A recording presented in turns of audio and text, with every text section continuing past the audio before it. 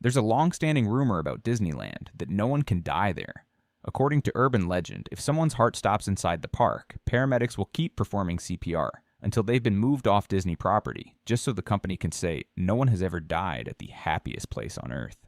Of course, the truth is that people have died at Disneyland. Employees, guests, even children. Some accidents were the result of human error.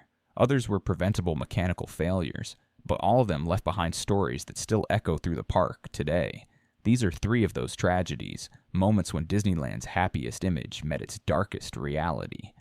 18-year-old Deborah Gale Stone had just graduated from Santa Ana High School when she landed what she thought was her dream job, working at Disneyland. Bright, responsible, and excited about the future, Deborah was thrilled to be part of the magic. Her role wasn't glamorous. She was a hostess at America Sings in Tomorrowland, but to her it was perfect. America Sings had opened just a week earlier. It was a musical attraction celebrating American history, where animatronic animals performed patriotic songs for guests seated in a rotating theater. The building itself was a marvel of 1970s engineering, and that's what made it so dangerous. The theater was divided into two main parts, a stationary inner core where the stages and animatronic scenes were located, and a huge outer ring where guests sat. The outer ring slowly rotated every few minutes to bring the audience from one musical scene to the next. The fixed stage and the moving audience ring was a narrow gap, barely a few feet wide. It wasn't designed for anyone to be there while the theater rotated, but it was where Deborah worked. Her job was to stand on the edge of the stage and greet guests as the show transitioned from one scene to another. On the night of July 8, 1974, Deborah was doing exactly that when the theater began to rotate. The massive outer wall of the audience section started to move, and within seconds, she was caught between the moving wall and the stationary stage partition. People in the audience later said they initially thought the screams they heard were part of the show, but concerned audience members went to retrieve a cast member once they realized something was wrong. By the time the ride stopped and cast members reached her, Deborah had been crushed to death. She was only 18 years old and had been on the job for just 9 days. After the accident, Disney immediately shut down America Sings. 2 days later, it reopened with the new breakaway panels, warning lights, and redesigned safety zones to make sure no one could stand in that gap again. Officially, the problem was fixed. But backstage, cast members whispered that America Sings never felt the same again.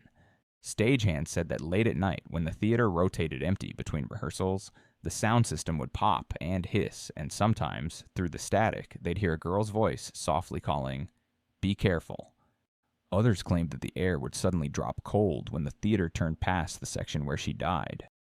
As the years went on, the tragedy of Deborah Gale Stone became one of the park's most infamous reminders that even in a place built on fantasy, real danger could hide behind the show. And it wouldn't be the last time Disneyland faced heartbreak behind its cheerful facade. On January 3, 1984, one of Disneyland's most beloved attractions, the Matterhorn bobsleds, became the scene of a horrifying accident. What started as a lighthearted morning ride through the park's iconic snow-covered mountain ended with one of the most disturbing fatalities in Disneyland's history. Regina Dolly Young was a 48-year-old mother of 2 from Fremont, California. Friends described her as warm, adventurous, and deeply family-oriented. On that day, she was visiting Disneyland with family and decided to take one of her favorite rides, the Matterhorn bobsleds. The Matterhorn bobsleds, which opened in 1959, was the world's first tubular steel roller coaster and a signature part of Disneyland's skyline. Riders boarded small, 2-person bobsled-style cars that sped down twisting tracks through a massive man-made mountain inspired by the Swiss Alps.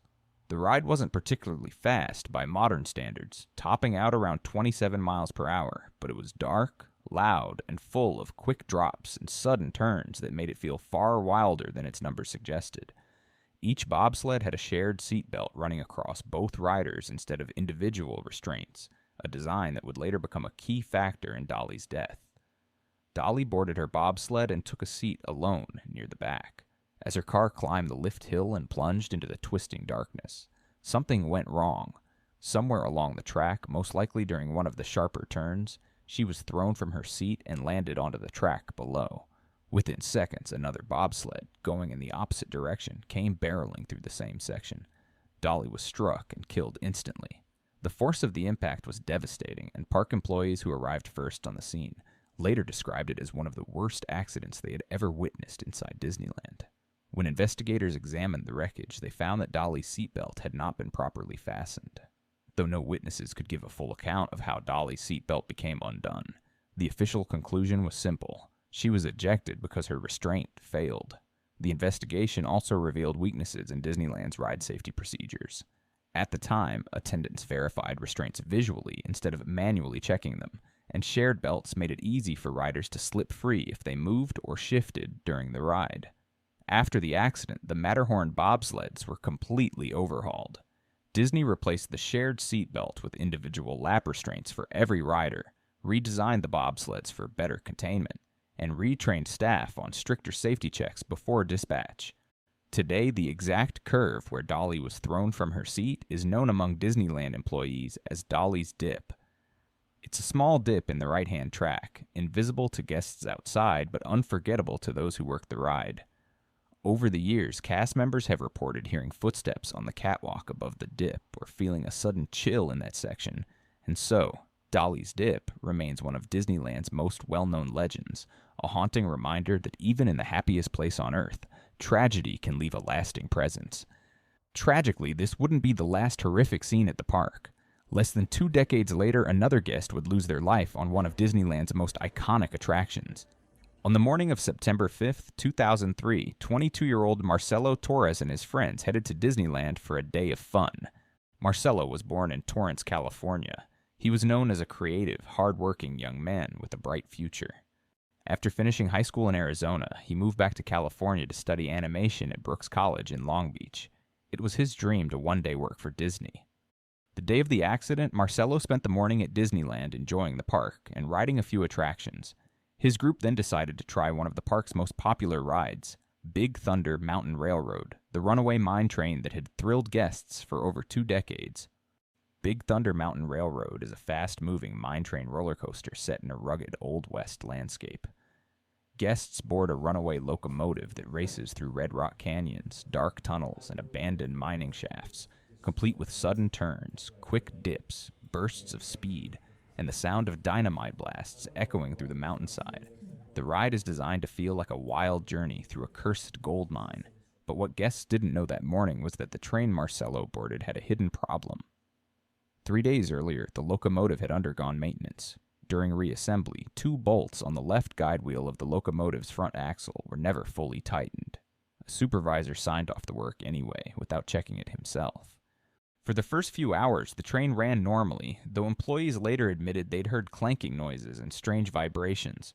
Operators discussed taking the train out of service after one more run, but they never got the chance.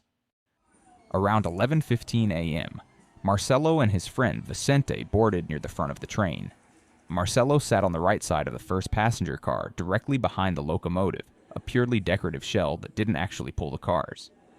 Moments into the ride, as the train entered one of the dark tunnels, the loosened bolts finally gave way. The locomotive's axle shifted violently. The front wheels slammed into the brake section between the rails, forcing the engine's nose down and rear end up. The massive metal body struck the tunnel ceiling, then came crashing down on the first passenger car, the one carrying Marcelo.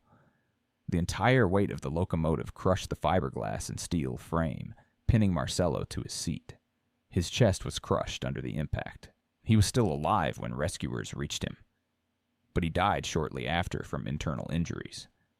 10 other passengers were hurt, including Vicente, who suffered broken ribs and cuts. When investigators examined the wreckage, what they found was infuriating. The accident had been completely preventable. The bolts that failed had not been tightened to specification, and no one had verified the work. Ride operators had noticed warning signs, the noises, the vibrations, but didn't have the authority or training to shut the ride down. The California Division of Occupational Safety and Health fined Disney for multiple safety violations. Officials cited the park for poor maintenance practices, lack of supervision, and inadequate operator training. Disneyland later accepted full responsibility for the accident and quietly settled multiple lawsuits out of court. Marcelo's parents, James and Carmen Torres, said there was no amount of money that could ever make up for the loss of their son.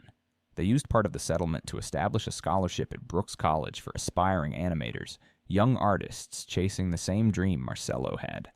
The ride reopened in 2004 with new safety measures and maintenance standards. But for those who remember that day, Big Thunder Mountain's cheerful mining tune carries a darker echo. A reminder of the morning when a simple mistake cost a young man his life and turned one of Disneyland's most beloved rides into the site of one of its worst tragedies.